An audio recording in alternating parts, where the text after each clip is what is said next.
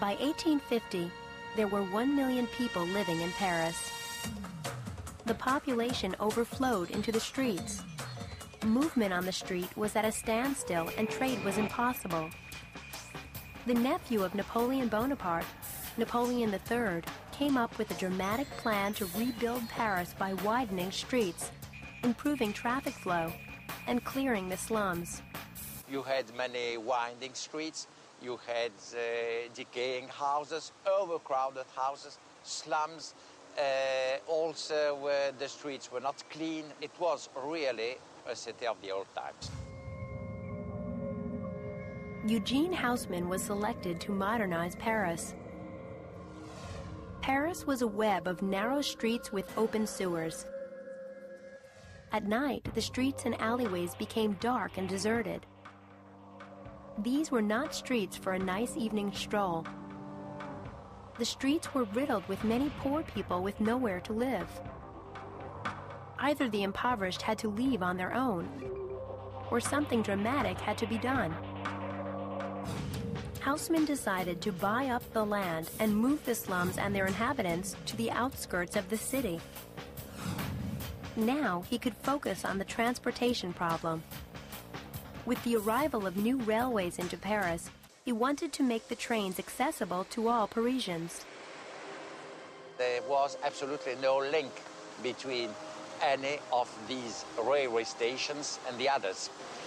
And this meant that going from one region of France to another region of France with the obligation to go through Paris meant an enormous effort and enormous difficulties just to come across Paris.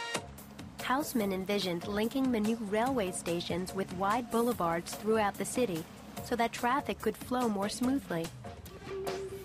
These were wide avenues that allowed for traffic to traverse the city quickly and also made for a beautiful place for trees and sidewalks. By easing traffic conditions, he felt he was organizing Paris and opening it up to an economic boost. Since the slums had been torn down, he had room to construct condominiums in their stead. He was very interested in giving Paris a modern look. Every apartment building was constructed to Haussmann standards, a height of 66 feet with similar facades, to ensure all of his new boulevards would have the same look. Although it seemed as though Haussmann's only agenda was making the city more livable, he also had another secret agenda behind his design. The wide boulevards came just as much from military planning as they did from city planning.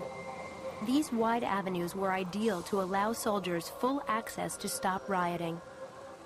The problem of security never has been absent from Napoleon's preoccupations. There had been so many riots with bloodsheds, with destruction, etc., that nearly all the population of Paris really wanted to have security in Paris. Soldiers could now perch in their barracks in the east end of Paris and look out over the city.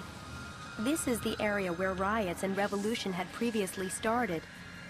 But now, the soldiers had a clear line of sight and could communicate freely to stop any sign of trouble. In less than 30 years, Haussmann dramatically redesigned Paris. He expanded the city's boundaries, enticing new people to enter the city. He also built parks, giving Parisians their first taste of a beautiful open communal space where they could relax and be comfortable. And perhaps most importantly, he made the streets both safer and easier to navigate.